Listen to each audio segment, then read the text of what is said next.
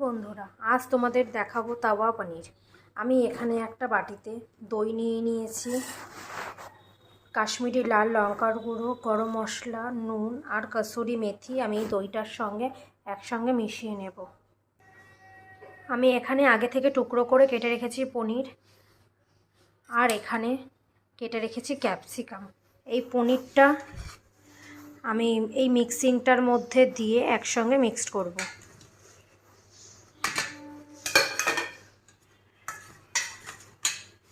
আমি এখানে পনিরটা দইয়ের মিক্সটার মধ্যে মিক্সড করে রেখেছি। এটা আধ ঘন্টা ঢেকে রাখতে হবে।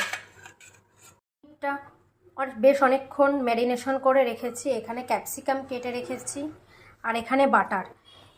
কড়াই বসিয়ে দিয়েছি, কড়াইয়ে দেব বাটার আর অল্প তেল। কড়াইয়ে দিয়ে দিয়েছি বাটার আর অল্প তেল। বাটারটা গলে গেলে